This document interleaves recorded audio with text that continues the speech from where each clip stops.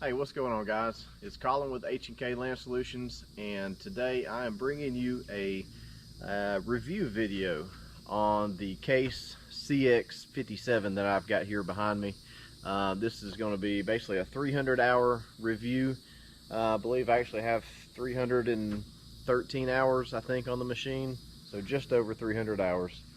But yeah, I've had this machine since I bought it in September, I think, of 2023, so I haven't had it quite a year, but this summer will make a year. But let's see, so 313 hours on the machine. That gives me a pretty good understanding of the machine, a lot of seat time, so I can tell you a few things that I like and a few things that I dislike about the Case CX57. I've got no notes. I got nothing typed out, nothing written down by hand, so you can tell that this is not scripted. This is my opinion, and we will go with it from there. Before I get started, I want to give a shout out to Tidewater Equipment Company. I'll put their link in the description of this video. They are the dealership that I purchased this machine from, as well as my Case Minotaur. Plan on doing a separate review video on that machine, so be on the lookout for that. I'm not sure when that'll be, but yes, Tidewater Equipment Company. A little bit about them is they have several different dealerships, and they stretch anywhere from South Florida, I think, all the way down to Tampa, up to North Carolina. They're heavily populated in the state of Georgia. That's where their headquarters is. And they have several dealerships in Alabama. So they have a wide, they cover a big range. So if you're in the market for construction equipment, mini X, mid-size excavators, large excavators, bulldozers, skid steers, you name it, they've got it. If you're looking for farm equipment, they have agriculture equipment, anything you can think of. And Tidewater is also, they do forestry equipment. So Tiger Cat, they sell Tiger Cat. So any of you guys watching that are looking for equipment, go check out and see if you've got a Tidewater dealership near you. I promise you won't be disappointed with their service. They will go the extra yard for their customers, and we appreciate them greatly. So all right, let's get into the machine a little bit. We're going to cover a few things, powertrain wise, that we like and dislike. We'll touch on a few key features. We'll do a little bit of comparison to some other manufactured machines, and then we'll go inside the cab, check out a few things inside. We'll look at what I like and what I don't like. So without further ado, let's go get a closer up look. So first thing right offhand that I noticed before even purchasing this machine is the size of the machine. So this is a 5.7 metric ton machine, which means, for all your English guys out there, or Americans, that's right at 12,200 pounds is what this machine weighs in at. That differs a little bit whether or not you've got the just two-way blade or the four-way blade. This one has the four-way, and then that weight class is also depending on what size bucket you're running, if you've got a thumb. But yes, so this has got the 3-foot digging bucket on it, and yes, it is a 3-foot bucket, 3-foot high capacity bucket. This machine handles it no problem. Yeah, so that's a good thing about this machine, is it easily runs a big 3-foot bucket. But yeah, back to the size of the machine. If you compare this machine next to the Kubota KX57, I believe it is, or the John Deere 50, this machine looks a lot bigger than those other brands. So I like that about this machine, and a lot of that is due to the size of the cab, and we'll touch on that here in just a minute. All right, so powertrain wise, this Case 57 is powered by a 66 horsepower Yanmar. And let's compare that to a few different brands. Kubota, the KX057, I believe they run a 44 or a 46 horsepower engine. Same way with Caterpillar, they run a 44 horse. John Deere is also 46, I think, 46 horse Yanmar. But yeah, so this machine has about 20 more horsepower than its competitors in the same weight class. So what does that extra power give you? I believe it's a little bit quicker of a machine, and also the power in the tracks. I feel like it has a superior tracking ability compared to other brands. So the torque and the power in the tracks, I feel like aids in using the Doja blade a lot. No, this is not a bulldozer, but using this Doja blade, if you're digging out stumps or you know, trying to backfill any hole, the faster you can backfill that hole, the faster you can get throughout the next part of the job. So I demoed a Kubota 57 at the same time that I was looking at purchasing this one, so I demoed two machines back to back, and the Case blew the Kubota out of the water, especially in the tracks, pushing with that Doja blade. So that's the engine covering the power output. So that is a big plus for me in this machine. Stronger and quicker. All right, on a downside, the strength. So this is still a 12,000 pound machine, and you've got 20 more horsepower. It's fast, it's strong. So the weakness on this machine is it needs a larger counterweight. This counterweight is definitely not big enough for the power output of this machine. You get into some situations every once in a while that you're picking up you know, a tree or a big bucket of mud, and it is way off balance. I've got a 2-foot bucket that I usually do some clearing with. It handles it, you know, a little bit better. I'm not saying that the 3-foot bucket's too much for it, but it needs a bigger counterweight. If you're going to have a bigger engine and more output, you need to be able to work with that output efficiently. So that's a good thing and a bad thing on the engine output. All right, next thing that I like about this machine is the thumb. So this is a very heavy duty, very beefy thumb. If you notice, the full center of this thumb is plated. I don't know the thickness of that plate, but it is a very heavy thumb. You can see the thickness of the edges of the thumb. You can see how thick they are. Same way with your two teeth. The underside is serrated, gives you good grip on whatever you're picking up. So yeah, if on Kubota and Caterpillar, I know their thumbs are basically cut out here in the center, and you've got just two tines on each side. I've seen a lot of people doing reviews on their machines, and that is one of their biggest complaints is several people warp these thumbs. But good thing on Case, this is a very heavy thumb. If you warp this one, you have put this machine in a situation that it didn't need to be. So I'll leave that there. Okay, let's see, next thing. This is not a zero tail swing machine, so it does hang out a little bit on the back end, but as far as serviceability, this machine is very accessible. This whole back of the machine will come up, and as you can see, you've got full access to the motor, hydraulic pump. All your filters are very easily accessible. So this is a very well planned out machine as far as engineering and maintenance.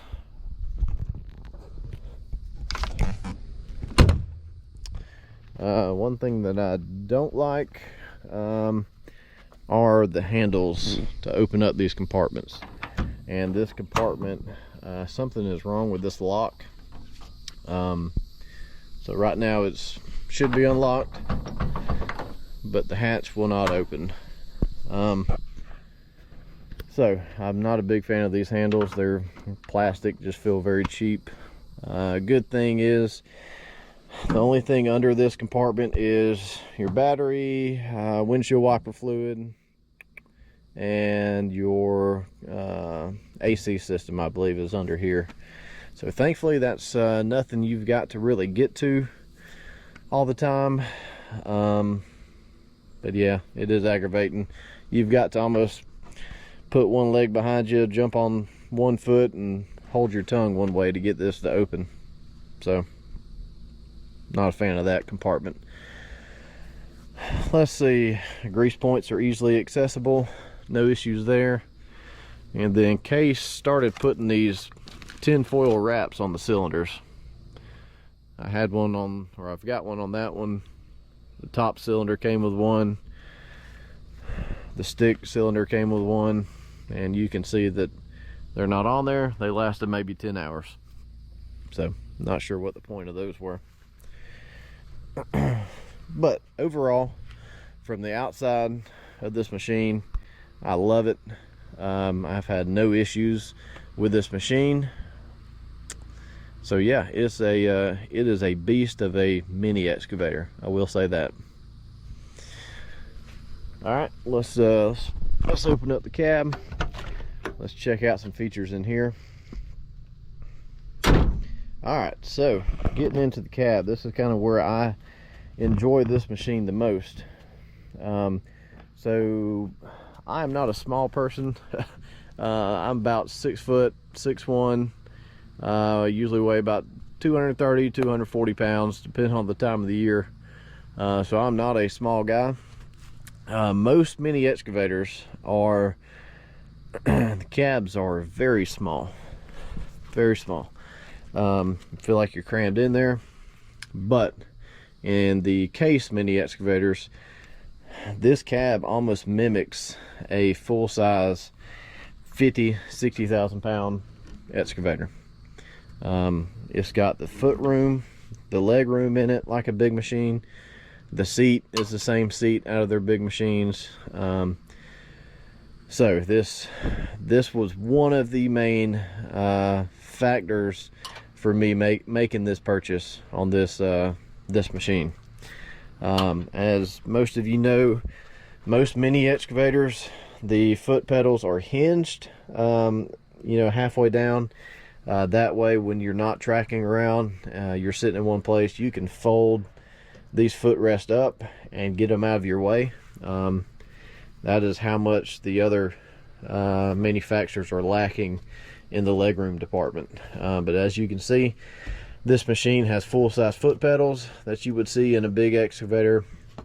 You've got your foot braces on each side. So it is a very big, very hefty size cab. All right, so let's hop up here in the cab. There's a few things I want to point out. Again, the leg room in this machine. So this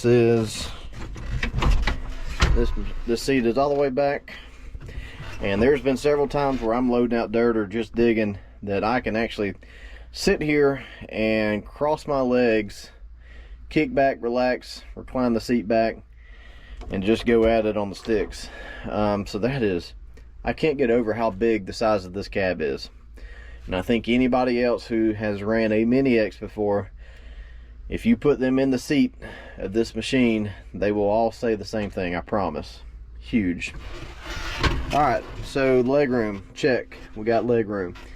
Another thing I do like is the LED display up here. I believe it's a 7-inch screen. Let's see if we can turn the key on. Take a look. It reminds you that you're running an excavator. Comes on very nice bright screen. You've got obviously your RPM gauge, you've got your fuel gauge, you've got your hydraulic and oil temps. Let's see, you can go through, it's also touchscreen, so you can click on your menu. If you've got faults, you can go through and see your faults. I believe it even gives you some troubleshooting guides on it, if I'm not mistaken. Hit the back button. You can go through and personalize all your auxiliary flows. So if you're running a brush cutter or a hammer on the machine or the grapple, you can set it up to different flow rates. But yeah, you've got tons of information on this screen. You've got a standard work mode, and you can click power. It'll change that to P. I think it gives it another 300 RPM, so it gives it a pretty good bit. It's got your auto idle, camera. It's got a camera. Actually, this machine in particular does not have a camera. It's got all the wiring and mounts and hookups for it. The dealer just didn't have a camera in stock when I purchased the machine. That's no big deal. You've got good visibility out the sides, out the back, backup mirror or a rear view mirror up top.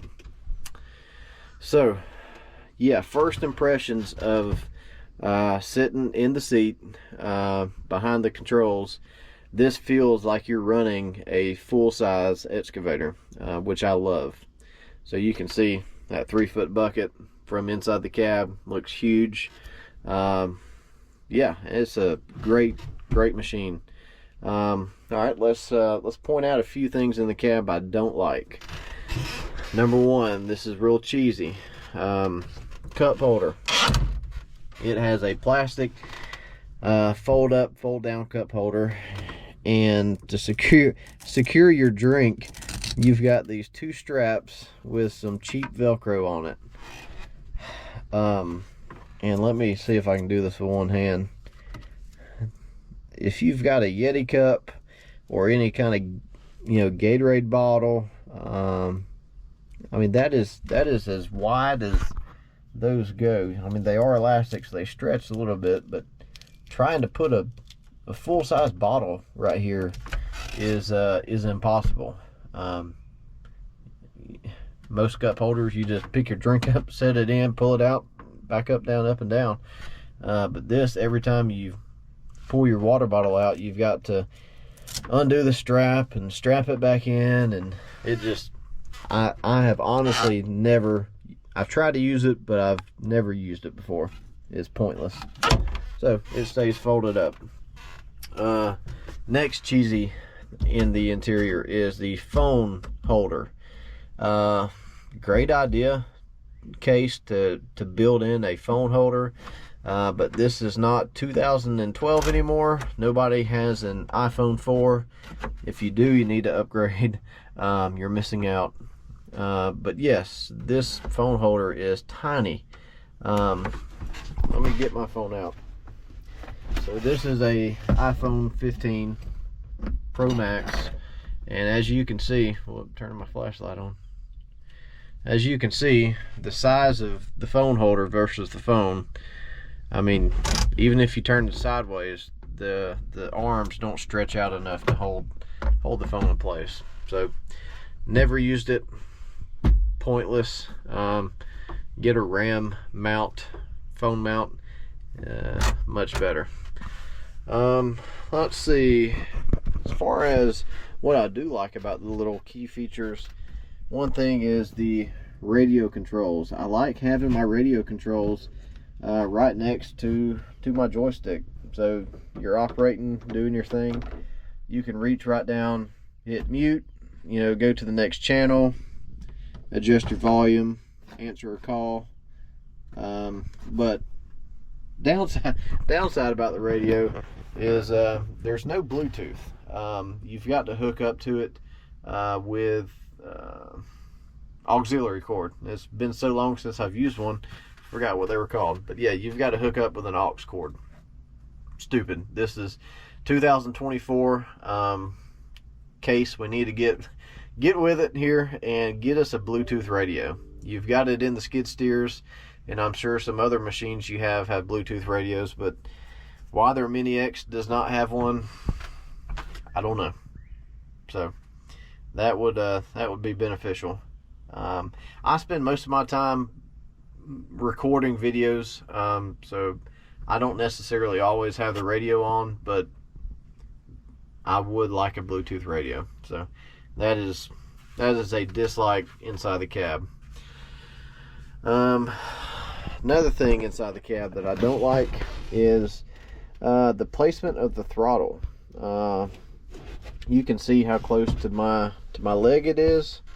So I've had times where I've been rocking back and forth, you know, in the seat after I'm trying to snatch out a tree or a stump, and say you have this idled all the way up, your leg will hit that dial and rotate it counterclockwise, and it will actually idle the machine down while you're running it. So then you've got to stop what you're doing, you know, turn this back up, which it doesn't take long to do. But when you're in the middle of the day, you know, wide open throttle, working, last thing you want is to go from full throttle to minimum throttle. So taking this and maybe moving it to this general area, and then, so these are all your buttons for your lights. You could really take this and replace it right here where the throttle is, and put the throttle up here. That would be great. Let's see, your dozer blade controls are right here next to you. Those are very, very nicely placed, easy to get to. Got your toggle switch for your 4-way. Yeah, as far as that goes, this is in a great place. This is not. Controls are very nice, very smooth, no issues here. Really, I mean, overall the cab is great. Besides a few things like the cup holder, phone holder, placement of your throttle, other than that, it's great. Like I said, it feels like you're running a full-size machine. You're comfortable all day long. Yeah, no issues at all in the cab.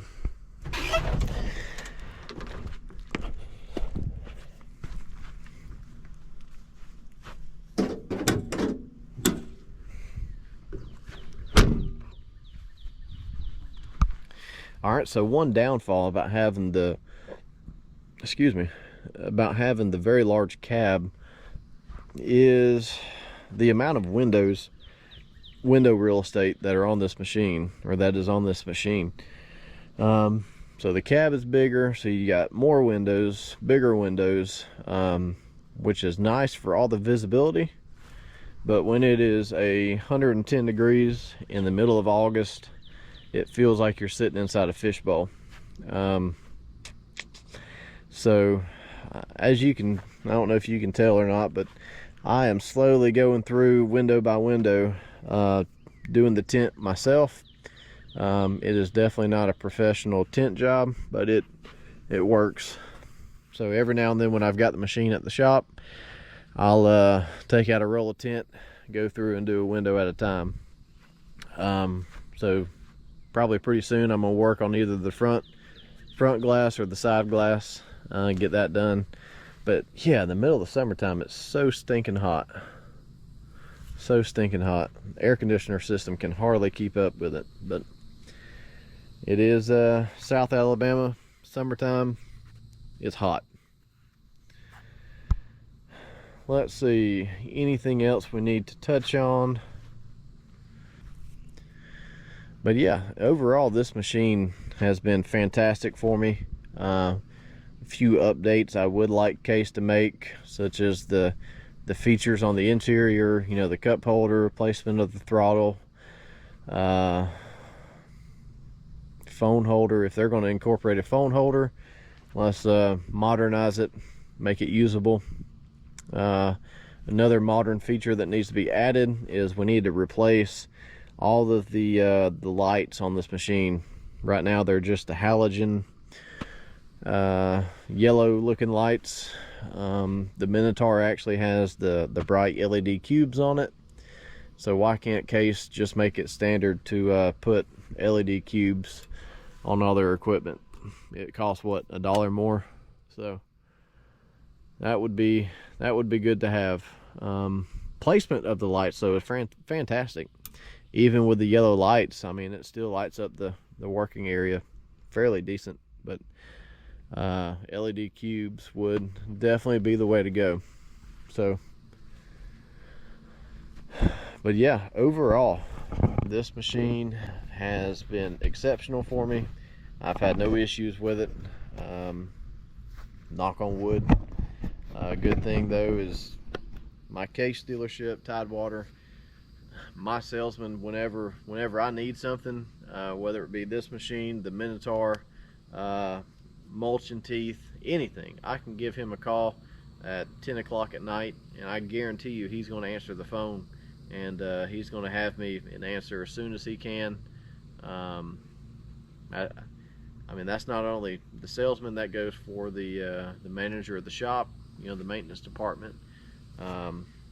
Anybody I call from Tidewater is going to answer the phone as soon as I call them. So I can't put a dollar amount on that. So the dealership and customer relationship is top notch when it comes to Tidewater. So all right, so that's basically the machine. If you guys have any questions about the machine, or any input, or anything you might want to look at further on the machine, let me know. Put a comment down below. But now I want to get into the future of this machine. So as my business is growing, I'm getting into more and more clearing jobs that this Mini X can't really keep up with. Yes, it can do it. It can take down the trees. It can do the clearing. But can't do it as fast as a full-size machine. So I'm kind of at the spot in business now where I'm debating on purchasing a maybe a used you know, a 200 class machine, doing these pond restorations. A lot of times they will require a bigger machine. Getting into doing some house lots. I've got several house lots that are scheduled on the books that I'm gonna need a bigger machine for. So I'm at the point now in the business where I've got to start thinking about it and making some decisions. Does it make sense to rent one when I need it, a big machine that is, or should I just go ahead and add one officially to the H&K fleet? So I'm debating now if I'm gonna keep this machine or not. I would love to, because there's several jobs I go to, mulching jobs that I go to, that are it's very nice to follow up and clean up the job site with the excavator after the skid steers ran through it, which is really why I bought that machine in the first place. But business is growing, so I feel like I need to grow with it. So maybe a bigger machine is in the future. I guess you guys will have to find out. But that's going to be it for this video. Like I said, 313 hours on the machine, absolutely zero issues. I love it. I can run it all day long and not get tired of it. So let's see, be on the lookout for about a 300-hour review video on the Case Minotaur, the Case DL550. It is actually classified as a compact bulldozer, I believe. It's not a skid steer, not a bulldozer. Look that up on Google. It is a very cool machine. I've got several mulching videos running that machine, so go watch those if you haven't already. But yeah, a review video is coming soon for it. So stay tuned, subscribe to the channel, like this video. It'll help me out a lot as I try to grow this channel and grow this business. So thank you guys for watching. Stay tuned.